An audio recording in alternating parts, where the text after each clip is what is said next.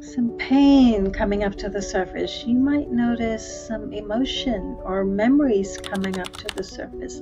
You might feel like yawning or stretching or sneezing or coughing. These are all your own physiological responses to the increase of energy you're giving yourself by giving your attention to your body. When was the last time you said hello to your stomach, to your liver, to your big toe? Probably never, unless you heard it in some way and it talks to you in a cranky, I got pain sense. But when you give your attention to your body, you are bringing yourself in closer to your center. Step one to opening up the healing in you, the well-being in you. So I think there is a timing of things, and if we don't pay attention to the signals our body gives us or the emotions that are coming up in our life, we miss these new supports that show up in our lives. With quantum touch, the way you sustain energy is 3 different tools. Work with your intention, which is what you're wanting. You work with your attention, meaning where you're focusing your mind, and you work with your breathing. Basically, with energy healing, you can offer energy across space, any amount of space.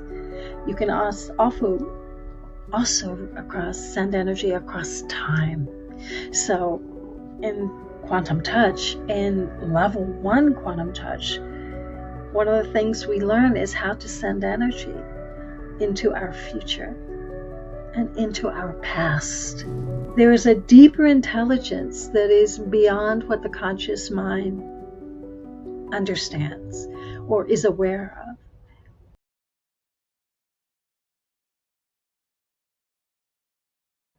Hello, everyone. In today's episode, we have someone who has done a lot of work on the energy field aspects. And if you're someone who's been intrigued about what energy is, and if you're into the healing aspects, this episode will be the one that you need to watch. Today, we have Henry, who is joining us from Hawaii. And with my co host Meena, we have discussed a lot about what is life energy force, what is quantum energy, and how we can actually nurture ourselves and how energy actually heals our body, mind, and soul. And this is going to be an interesting episode. As much as we have enjoyed discussing these aspects with our guest today, I believe this episode is going to be as interesting and as effective for you too as well.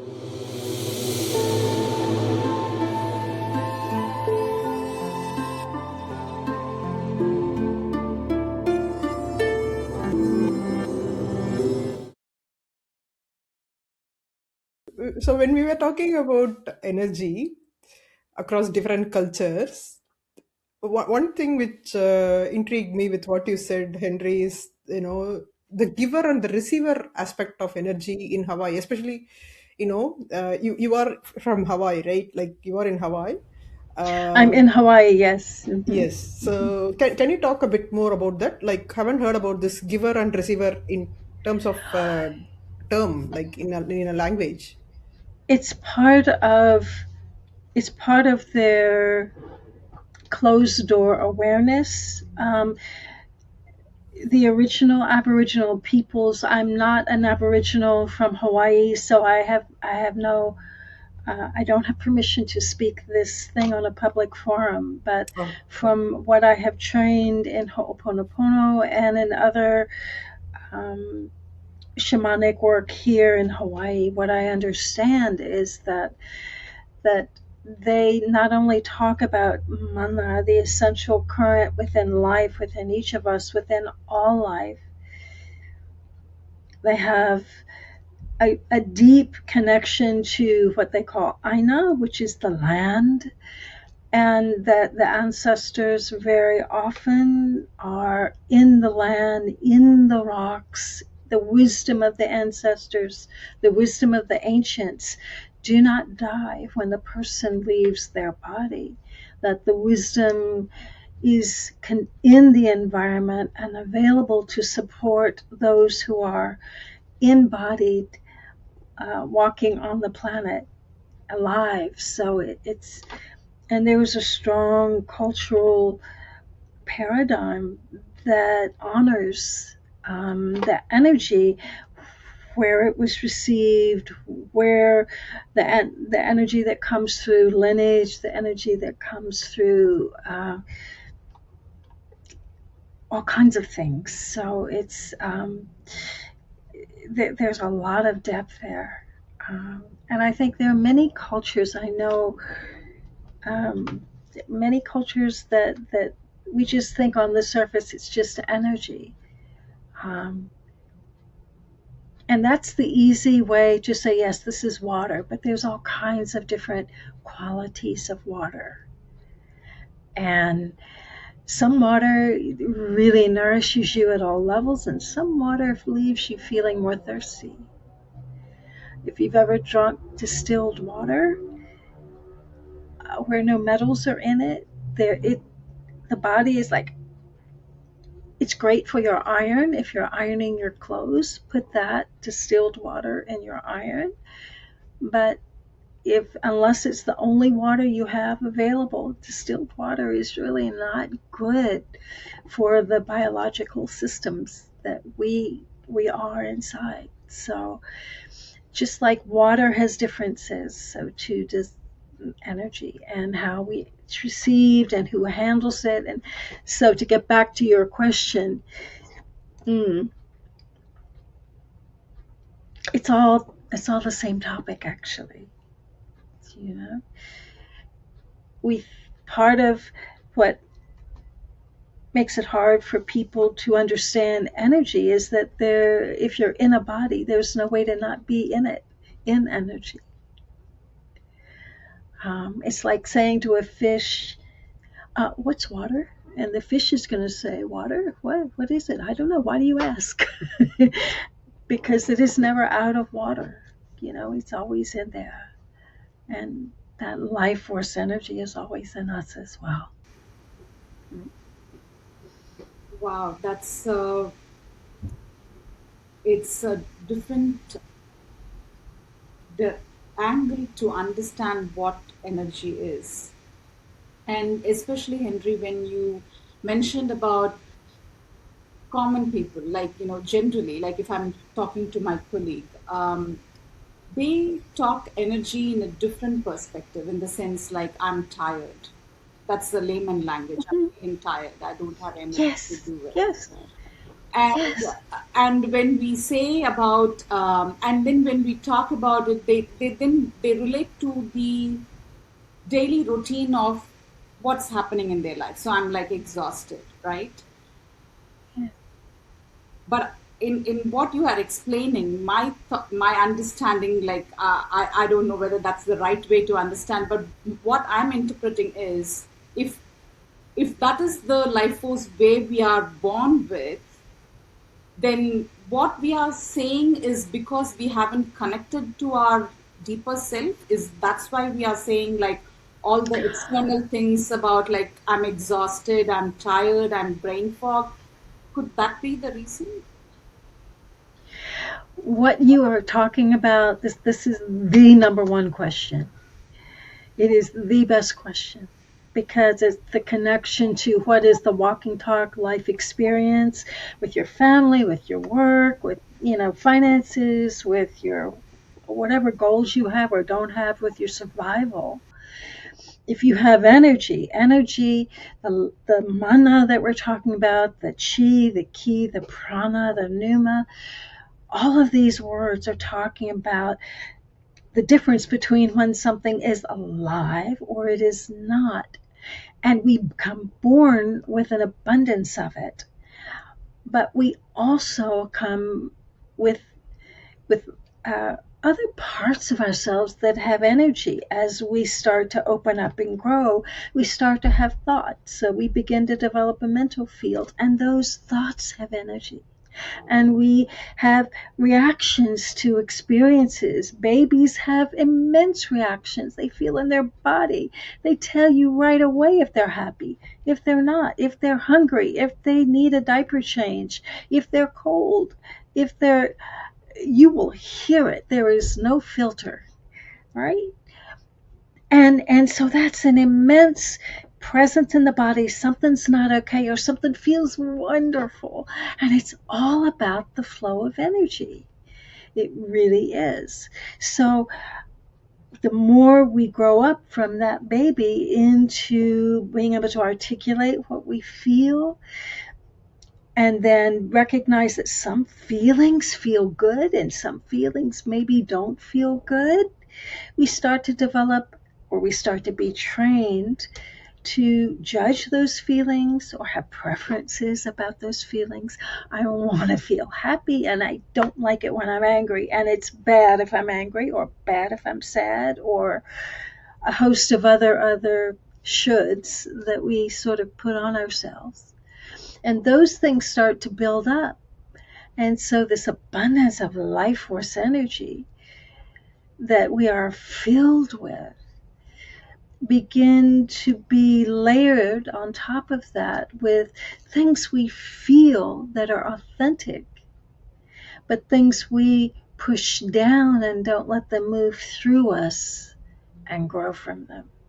And so we start to smother little by little that innate abundance. And so it begins layer by layer to the point where we get numb, or we get depressed, or we start closing ourselves down. And I've had enough, I'm done, or I'm just, we know these universal gestures wherever we're from. The sounds of them, the gestures we make, our voice, the tone of our voice. And very often that those things happen when they're feelings that have come up in us as a response to situations. And our heart tells us the truth about something, but our mind doesn't understand it, or doesn't agree with it, or doesn't want to look at it. And so it pushes it down. And so it's not that we lose that abundance, it's just we get distanced from it.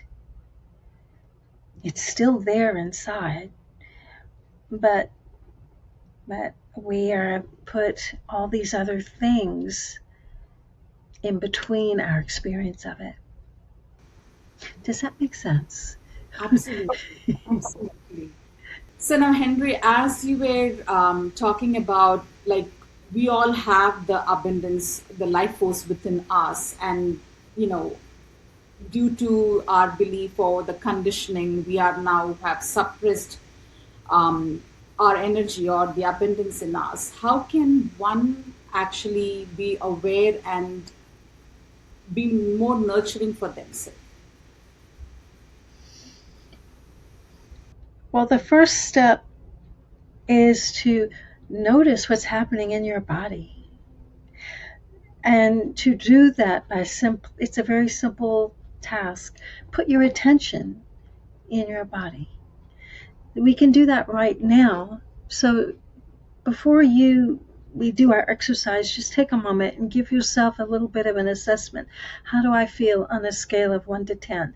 1 meaning I really need energy a lot, or 10 meaning I'm feeling very full in terms of balance, grounding, centering, abundance of relaxed in my body. My joints are open, my muscles relaxed. I'm present. So that would be 10. 1 would be, I need help. I need help now. Please send me energy. So on that scale, where are you right now in the moment? Okay. And once you have a number, it's just, first thing, don't overthink it. Think of a number, 1 to 10. And it could be any of the decimals in between, doesn't matter. So now let's see what happens when we give ourselves the benefit of our attention, which has energy. What we are looking at, we are actually bringing that energy in as food. When we hear someone, we have a conversation, there's an energy exchange. So it is like we're digesting that. And then when we respond, we're offering that for them to digest, just like food.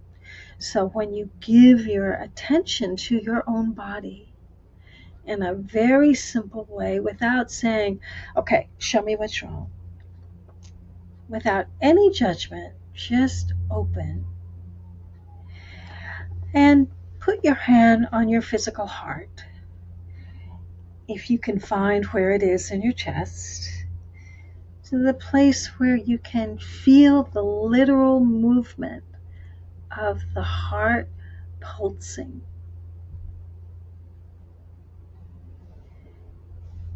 And you may have to move your hand around different places till you can feel it stronger. But there will be a place where it is strongest. And just simply breathe in and out as you notice the beautiful rhythm of your heart.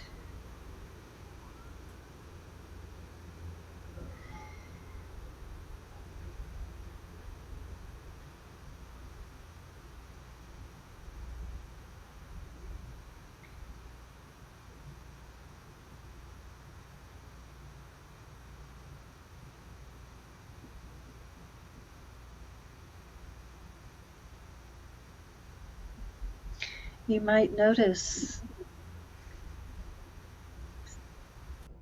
some pain coming up to the surface. You might notice some emotion or memories coming up to the surface. You might feel like yawning or stretching or sneezing or coughing. These are all your own physiological responses to the increase of energy you're giving yourself by giving your attention to your body. And because you are at your core full of deeply wise life force energy, this mana or chi or prana that we were talking about earlier, that part of you that's your blueprint for well-being, that part of you knows what to do with this energy. And bringing to the surface whatever you don't need so you can let go of it. This is the first step in healing. Put your attention anywhere in your body and just breathe slowly, deeply. Not any particular pattern needed. Just give your attention to your body and say hello.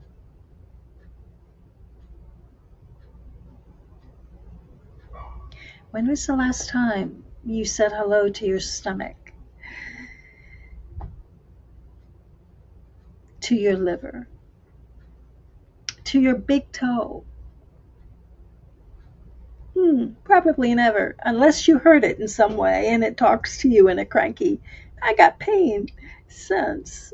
But when you give your attention to your body, you are bringing yourself in closer to your center. Step one to opening up the healing in you, the well-being in you. Step two, making the choice routinely to do this. Most of us, when we get out of bed in the morning, what do you focus on? On my agenda. What's my to-do list today? What do I have to get the kids? What does my partner need? And I have to drop this off before I head to my office. And who walked the dog? oh, this is usually how we begin, right? Somewhere in there, we may pee, we may brush our teeth, we may remember to nourish ourselves with food or liquid. Maybe we meditate. Oh, that would be wonderful. But if you don't have time to meditate, if you don't have time to do all these other things, you are still breathing. And every breath, like every 5 minutes or so, just take 3 or 5 breaths in and out, placing your attention in your whole body, and trying to experience it from inside, not thinking about what am I supposed to feel. Just feel the warmth of your hand on your chest. Feel the warmth of it, the experience of it, and breathe. Sit in a chair. Feel your chair. Feel your butt supported by the chair. In your car, your hands on the steering wheel. Feel the texture of the steering wheel. So these are ways to bring yourself in. Simply. Beautiful. Amazing. I mean, adding attention to every single move in our life will enhance, or you're nurturing yourself, you're more connected to yourself. That's beautiful. That's beautiful. And now, what is that scale, 1 to 5? 1 to 10? Do you still feel the same, or is it different now? Mm. After you give yourself that respite, these are circuit breakers for stress. It cuts the overload.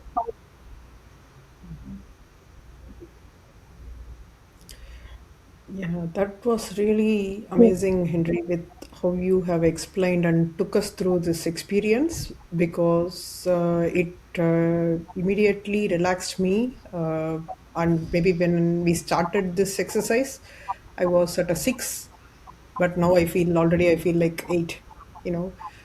So, and just to have that body awareness because we don't feel connected to the body and how having that awareness shifts so much. That's amazing. So, yeah, I think that's where it leads into, um, because I know body awareness is one of the pillars of the quantum touch, having experienced and having learned that a bit, isn't it? That's definitely the pillar, one of the pillars of quantum touch. It is, but it we were born like that baby feels everything in its body.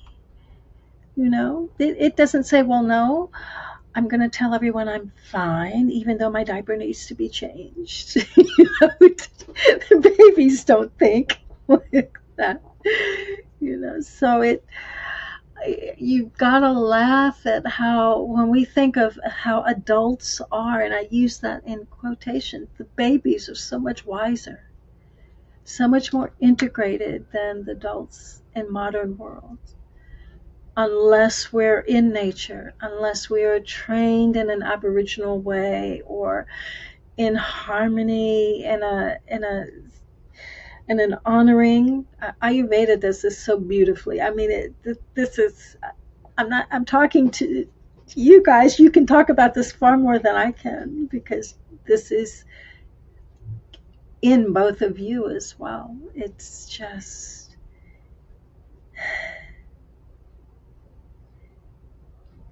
letting our conscious mind say, it's okay, you don't have to be the only driver of the car. Out on your own, separate from everything else, separate from the body. Most of us use our will to separate our thinking from our feeling, from our body feeling sense. And that's a big gap. Yeah. So now, quantum touch is one of several energy healing techniques that can truly help you regain that connection. And I personally would not be doing what I'm doing today, would not be able to have the life I have today if I had not learned quantum touch, if I had not found it, if it had not found me, basically. Um, because I had paid attention to my body, but I had paid attention in a way that I'm fasting, 40-day fasts on water and lemongrass tea and shorter fasts and raw foods and macrobiotic this and vegan that. And I was really, because I had been raised on sugar and lard and cooked with love, but not necessarily the healthiest of foods. So I opened myself up, but I opened too much. And I became so open energetically that everybody's feelings just waved through me. Quantum touch gave me a lifeline because it not only helped connect me to the body in a different way, it connected me to the energy of life so that I was not dependent on who was around me or had to be in a forest. I didn't have to go to live in a cave. I could actually be around people who were in all sorts of states of stress or distress. And I could bring in fresh energy. I didn't have to live with their energy in me. And so, for people who are empathic, as many people are, you walk by someone, you feel what they feel, whether you want to or not. Quantum touch is an amazing support. It tells you how to bring in fresh life force energy that supports everyone. So that's how it began for me. I believe that is much necessary for all the women out there, because as women we play different roles, and we we get succumbed to what others in the family go through, and we feel if we detach ourselves from that, it is not something that I'm doing the right thing. Being a woman, being a mother, being the sister, being the wife. And I think it's something that everybody will have to understand what is quantum touch in the way you explain. I think that is very important to first pay attention to your own self, to your body, and you know, and start the drive from there rather than looking outward. And I also got this insight as you were explaining, Henry.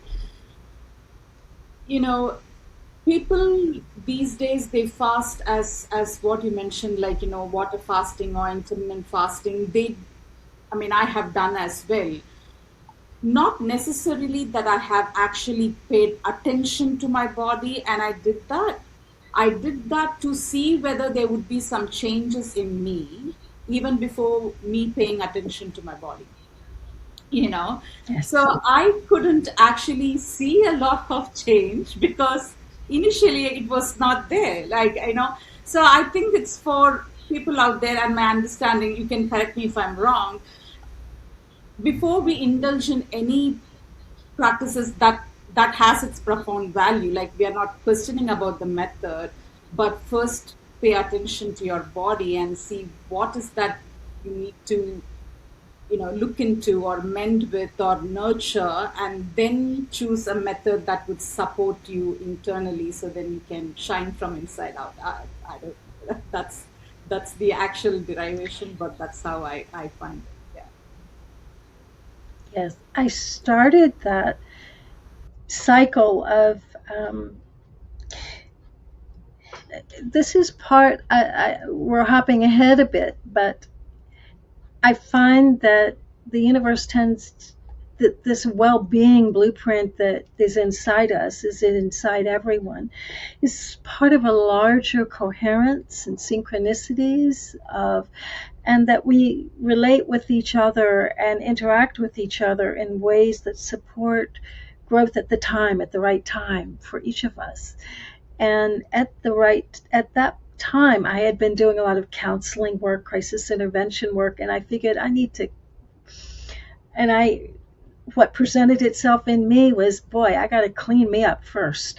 I got to take care of, I've got to straighten myself out. Let me put it that way, because I had birth trauma, I had a bunch of other stuff too. And so then, I also had some physiological issues, chronic constipation. And so someone introduced me to this, and then I needed a job, and then this job in that restaurant opened up where I learned how to be a macrobiotic cook. And then these other things start one after another, took me on this roundabout journey that was its own dance. But and all of them gave me something and supported me in some way. But after 20 years of doing that, I was still on the merry-go-round of doing instead of saying, do I really still need this? So this is your point, Indu. I love that. And I would be in Boston in the middle of winter with all these layers of coats around me, and I could feel the fumes of a bus 3 blocks away go into the pores of my skin through my clothing. It was way too open, and right around that time, that's when quantum touch was introduced. I saw the ad.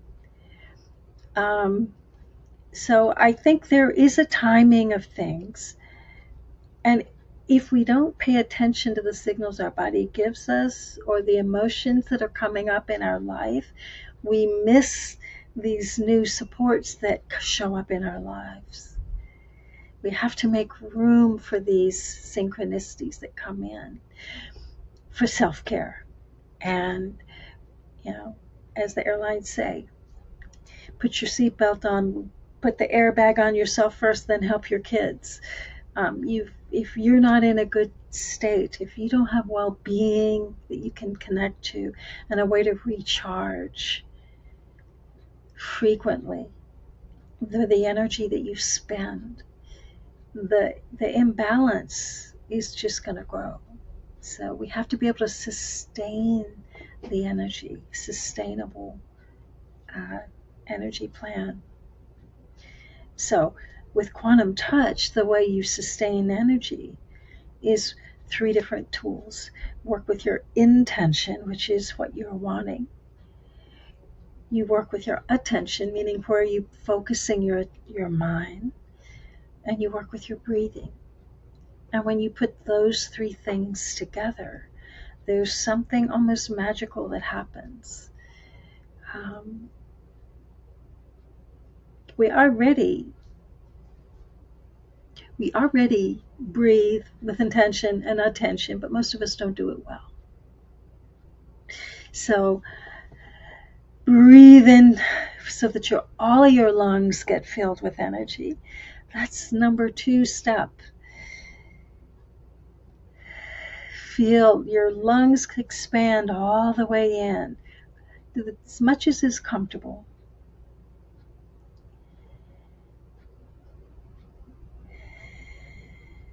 And then put your attention in your body as you do that, so that you notice how you're feeling. And if you've tensed this muscle unconsciously, relax that.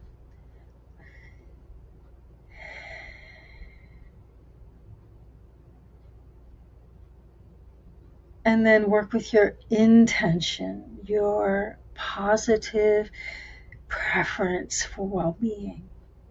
So every breath I take, that I allow myself to fully inflate the lungs comfortably and feel that energy, that life force energy moving through me. This is helping me in ways I cannot even fathom.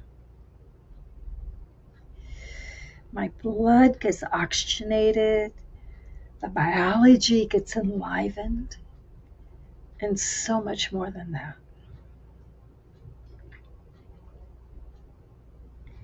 Just see how that feels for you. With a positive intention, breathing, and allowing yourself to notice this process with your attention.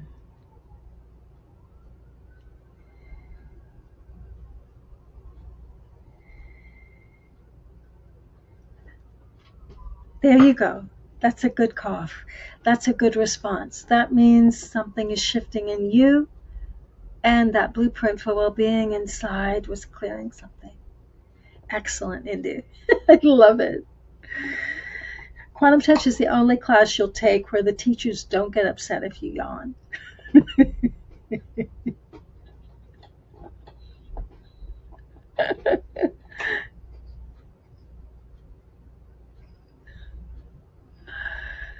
Yeah.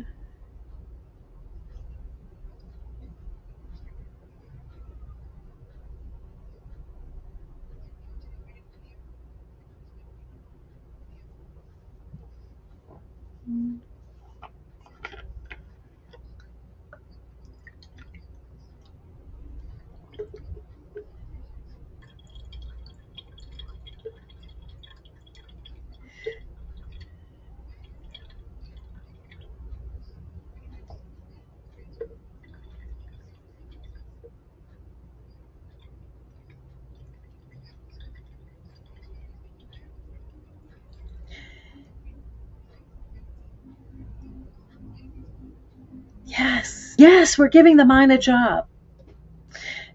Because very often if we just say, okay, relax, breathe, your mind starts to go, oh, remember that. Oh, look over there. Oh, I have to do this. It starts disengaging from the active experience of breathing in.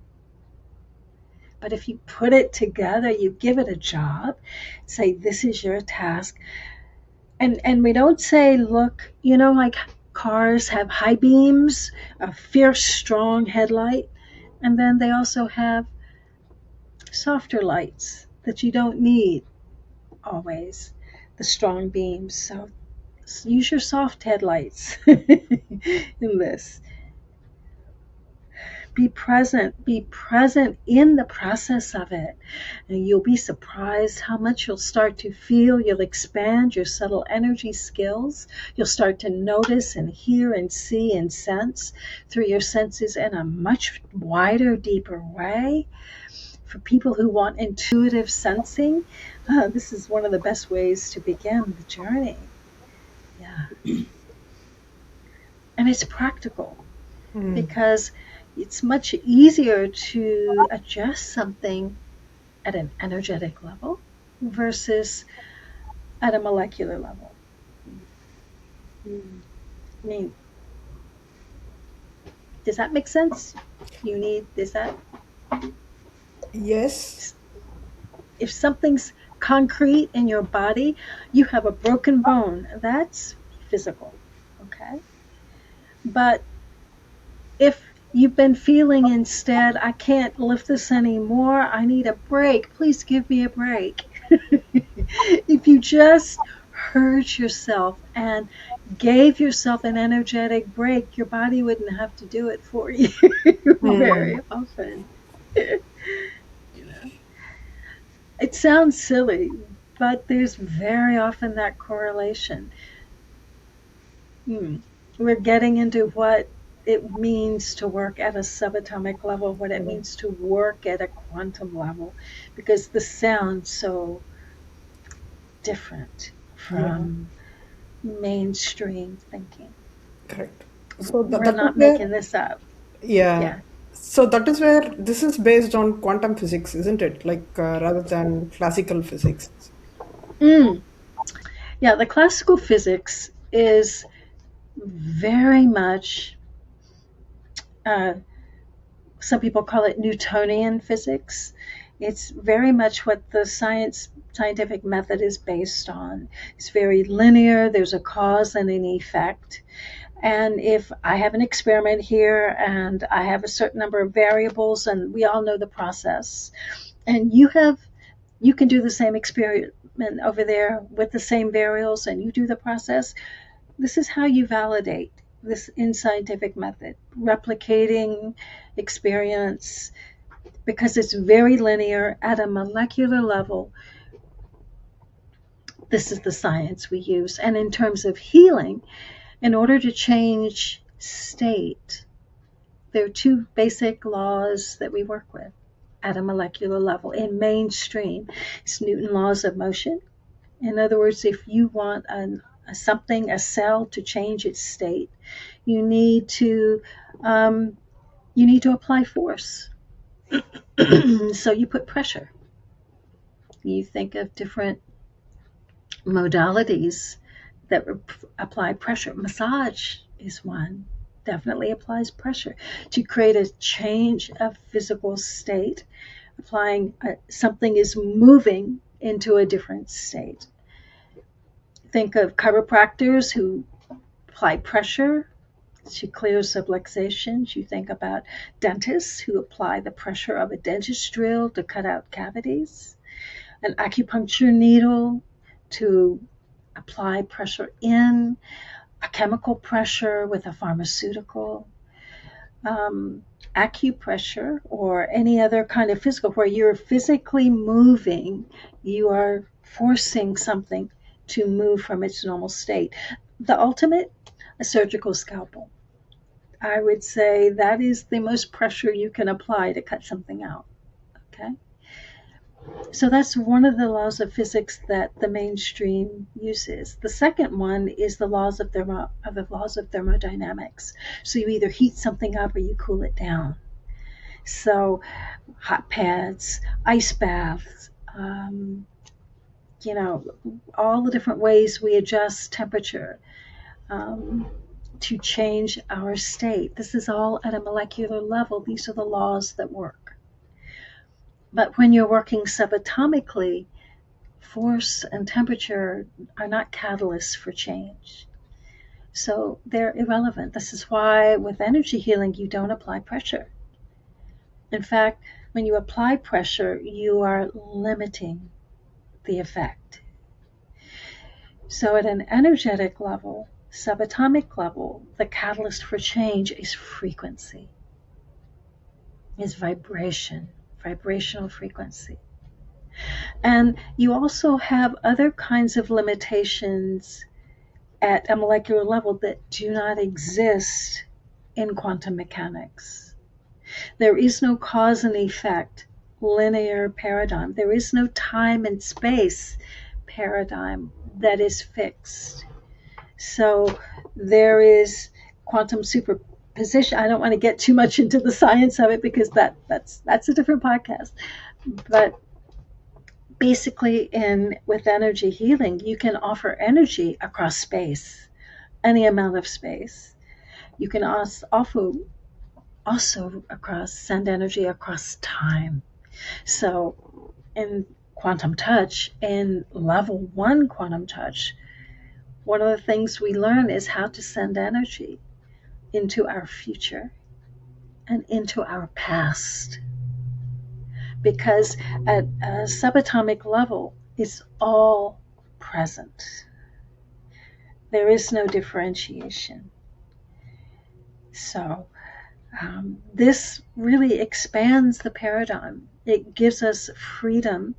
We can learn to work with these foundation principles of how energy moves at subatomic level. It doesn't take a lot of training, and we're not applying force, so we're not making the inner intelligence inside changes itself. So, okay. Too much talking. You want some more practice.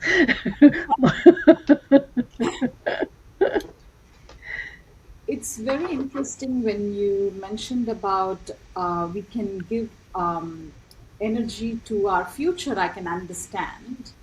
But when you said about we can give energy to our past, I'm just thinking like because I do timeline therapy for my clients. So we basically go back into the past and then we ask them to look into the future. So is it something similar to that? Like, but actually in actual effect in timeline therapy in layman languages, we ask them to visit the past to see where the emotions are because they've been carrying the emotional baggage from there, to just learn their lessons and for them to feel that they are no more in the victim space. That's the baseline of that. So then they can see themselves in the future, not from that emotional baggage, but actually letting go and then see the future. So, Mhm. what happens in the energy level when we give it to the past? What happens? So you can actually send energy. I spent time doing this because I was born 2 months premature and I had an incubator experience that was not pleasant. And when I did all those fastings, I started having memories come up. No thought in my head at all, but the sound of a motor, the body sensation experiences came up again and again and again and again. And it was from that time. This was right when I was learning quantum touch. And Richard talked about sending energy into the future and the past. And I said, I don't think it's possible. And he said, try it. I don't believe it's possible. Try it. So Richard's the founder of Quantum Touch, Richard Gordon. And I was organizing his workshops. So for a year, I got to experience many of his workshops, and I was present and I was practicing a lot. So I took 3 weeks, a half hour every day, and I ran energy into Incubator Me. And at the end of those 3 weeks, different things happened. I had different things that I saw in my mind's eye and experiences. But he said, well, what happened? I went, nothing much. Um, but people kept giving me strange remarks. Did you just go on vacation? You look so relaxed. Or my family would say, are you sick? You didn't get mad. You normally react in a emotional way to this and you haven't. How come? And it took about 6 months of people giving me that kind of feedback to realize that, and that 3 week practice with my baby self, that I thought on the surface in my linear mind nothing happened, actually changed how I sat in my skin, how I felt. I had no words for it. I didn't even know it, but my reality kept giving me feedback until one day in meditation I got the download that all these things is from that practice that you thought nothing happened in. So there is a deeper intelligence that is beyond what the conscious mind understands or is aware of. Just like dogs have a big sense of smell, their window for smell is huge. Humans is not so big compared. So there's this big window inside us that we very much have this much awareness of who and how we are, and our beingness, our intention of beingness, our preferences and our beingness. These things are all there inside us. And when you can send energy offering to any moment in the past, whether you know what the issues are or not, that energy is working with an intelligence that goes to that Aui I may not even know or remember. And it helps to bring balance and bring equilibrium back from inside out. This, because we have a blueprint for well-being inside us that knows where that energy needs to go. My conscious mind didn't know. Not a clue. Nope, I'm fine. That's what I thought. But I learned differently. I learned differently. And so when you start working with your past, I can't tell you how we do it. That's the work of level one in the workshop. So I can't give you a technique of it. But what I can tell you is that it changes how you look out. It changes your life in ways you know. I had a one of my students in Asia. I very often teach in China and Japan, and this was a 50-year-old gentleman.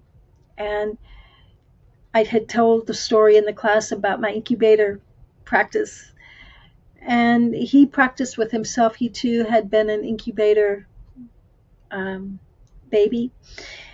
Uh, and he wrote me this incredible letter that was 2 pages afterwards saying that he had realized he had never said hello to life, not really, and tears had streamed down his face, and he had shared it with his wife, and they both reacted, and the next time I saw them, they both looked 20 years younger.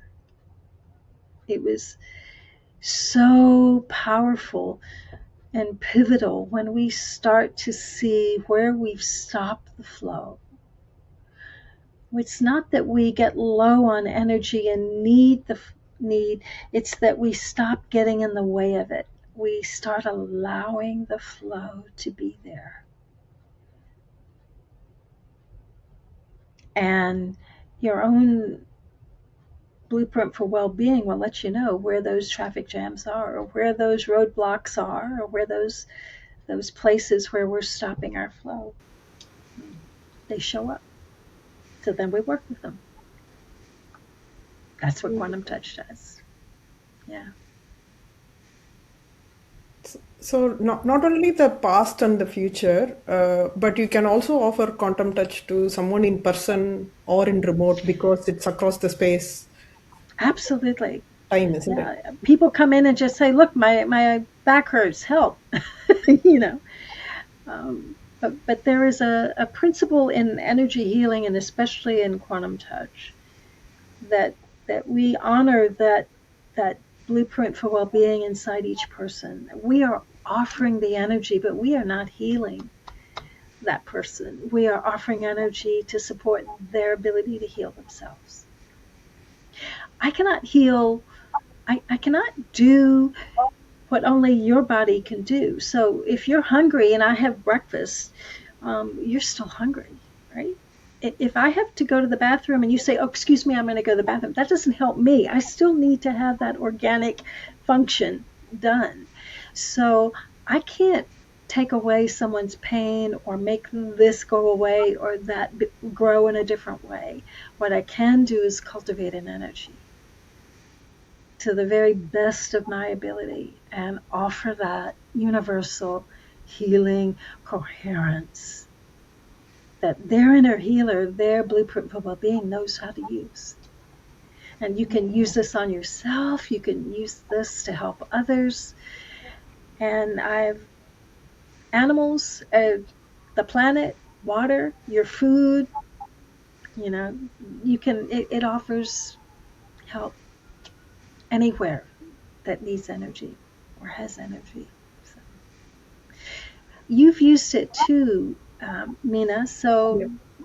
do you have a story about how you've used it that has made a difference for you? I'm putting you on the spot here. Sorry. Not a problem at all. Definitely, because when I started with flower therapy and forest bathing and all of that, because when, especially now after our discussion about how our conscious mind interferes with our body and our ability to heal and feel the life force energy, I think for me it got restored when I started being in nature among the trees and the plants and the flowers. I didn't understand this in the beginning.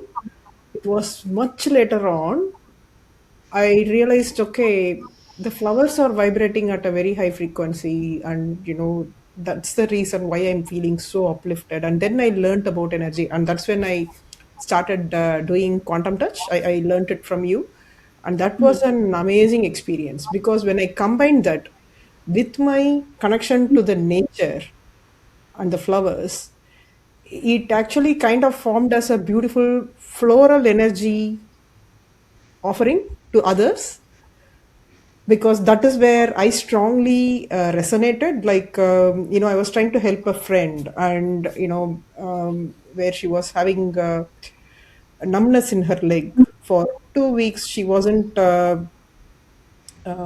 feeling her shin on the right hand side, and she was trying few different things and nothing worked. And I was trying to do few of the holistic modalities for her, because she couldn't do it on herself. So I was trying to help. I did all of that by the instruction she gave me, because she's a holistic practitioner herself. But then what I finally did was offer floral energy. I strongly connected with a butterfly bush at that time. Like, at different parts of my life, I have a strong connection to certain flowers. Like, Hmm. for example, the carnations now are high in my consciousness. So that is how, when I connected to this blue butterfly bush, which has got flowers like a blue butterfly, and when that energy was passed on to her, she jumped out after 5 minutes of that, walking and so much joyful, saying, her numbness was totally gone. Yes. So yeah, that was like a miracle. Like, that was my one of my experiences. Other than me, I personally felt it as well. But then only when you do it for someone else, then you build that belief more in yourself. That is what happened to me, Hmm. and that's when now it is now, I'm building more on it. And it's been an amazing journey. Yeah, so that's just one example. I But love that. yeah, yeah. My first experience in a workshop as a student, the very first one, and I had lots of doubts and I had no confidence of anything. One of my practice partners was an RN who had, and we were working, and she had a particular something that was growing in a part of her body. Women don't want things to grow, especially. And she said, "Could you send some energy there?" And my conscious mind thought was, "Are you kidding? What the heck is this going to do?" That was so full of acceptance and allowing. Absolutely not. I was like, "Oh no, performance anxiety, no." And but I just stayed with what they said to do, and the best I could do it. And and then after 15 minutes, which was when we switched roles and she worked with me, and at the end of her session, she went, "Where'd it go?" And she had used the energy, her own well-being blueprint had used the energy to dissolve whatever that had been. She knew what it was. She'd had a diagnosis. I can't say it online, but she had had a diagnosis. But that was her using the energy to heal herself. And I have seen many times people being able to cultivate universal love is so powerful. It sounds such a cliche to say it, but it's the source of all life. It's the essence of love, and there's nothing cliche about that. When you start to open that energy, there's there's a, there are no words really. It so if you want to open up more of who you are, if you want to open up, or even I'd like to know what energy is and feel it more, quantum touch is a wonderful way to begin that journey, because it not only opens you up, even if you don't want to do energy healing, but it will connect you to you more deeply. And I know that's what happened to me as well. And I see it again and again in the thousands of people that I've worked with. Literally, it helps them. If you use intention, attention, and breathing and help yourself, you begin to open what is innately right for you. And to me, this is a priceless part of the journey. It's not about, oh, I want to offer this for everyone necessarily. It's like, just if each of us knew innately what we were here about, and we're comfortable in that, what a different world we'd be in. You know? So to me, that's the best testimonial I have for quantum touch. There are lots of particular examples of this went away and that went away and this came in, but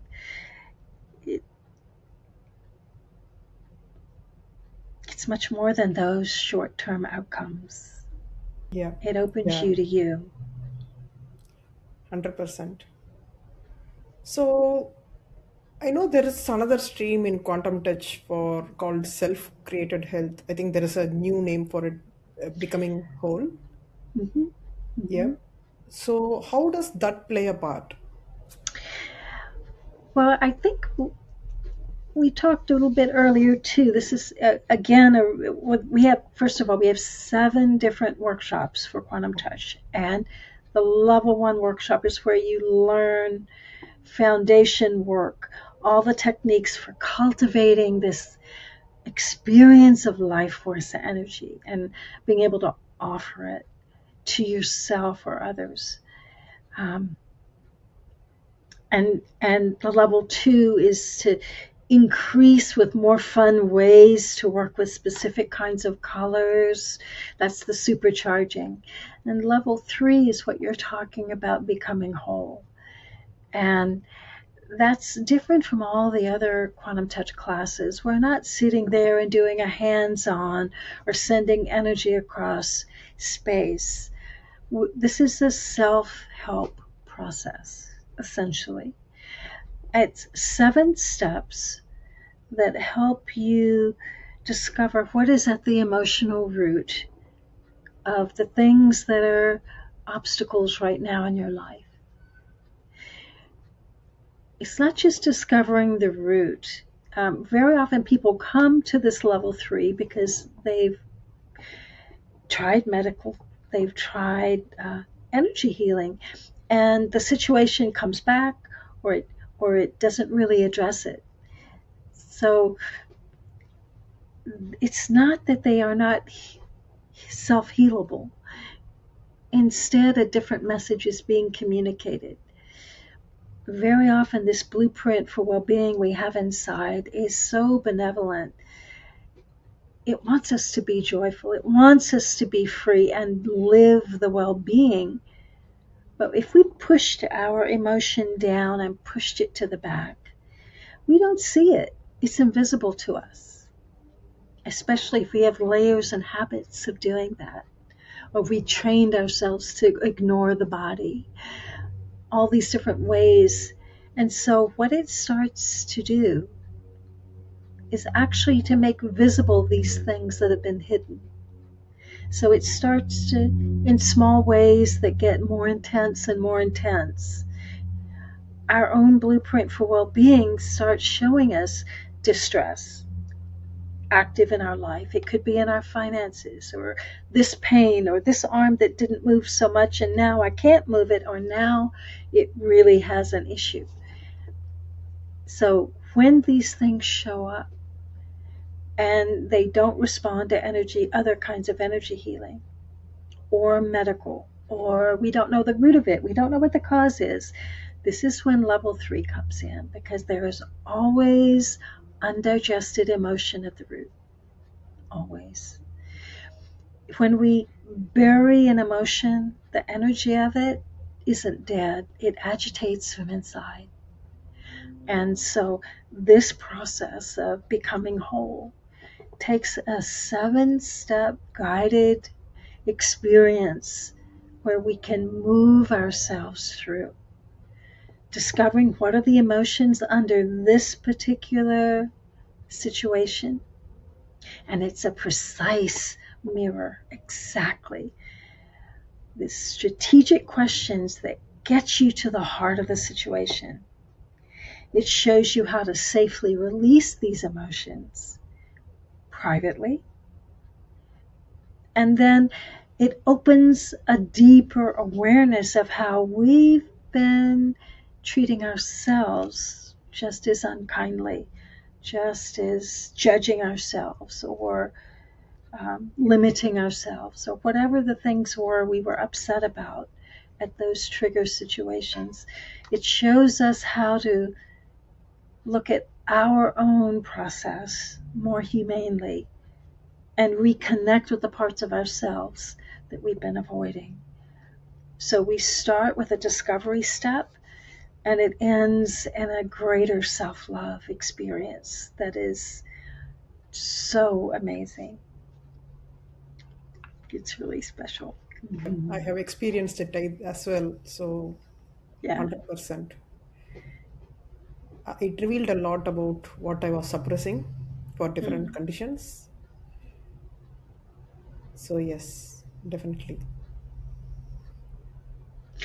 And it's just a simple, the mind is, if the mind is separate from the body, then the mind is not tuning in to the daily small signals that let us know when something is a little bit off or something is really good and go in that direction. If the mind has its own agenda. So letting the conscious attention be put in the process of your healing and well being is a beautiful first step, but then integrate it with the intention, a positive intention, and power all of it up with how the breathing techniques that uplift you are there. So, those three things together can really open doors inside. And when your inside vibration changes, what you attract changes. Finances start to change. I got invited to teach quantum touch in Japan, to introduce quantum touch in Japan. I didn't seek it out. Somebody approached me to do that. And I was just doing a healing session in Hawaii. And I've been teaching it in Japan for 26 years now. So things like that happen, um, you know, which is okay. Yeah. So with the when the internal vibration is changing and with what the inner healer is receiving and releasing, then it changes. It has an impact on what we attract and synchronicities and all of that, right? So that's where it is beyond health, like health Yeah, problems or yeah, yeah, yeah, emotional yeah. problems, and yeah, beyond all of that. Yeah. So I've been sort of getting in this abstract a little bit, so it may be a little, mm, yeah, but in the real world, what are you talking about? But all of that gets explained in the first class, and we work with the hips, we work with the neck and the shoulders, we work with the eyes, we work with all the different structures. Level 4, we work a lot with our brain. It's just there are all these different uh, classes that quantum touch has. You have to start with level 1 because that gives you the foundation that never goes, that you never outgrow. But everything else gives you another angle, another approach, building on that foundation. So that if you like to manifest miracles, and if that is something that really excites you, that's level 5. If you want to walk around with a heart consciousness, open experience, that's level 4. If you want to get to the emotional root, so that you can be more humane and kind to yourself and really understand how to work with all parts of yourself. That's level 3, becoming whole. So, you have a wonderful trajectory that brings you deeper and deeper in.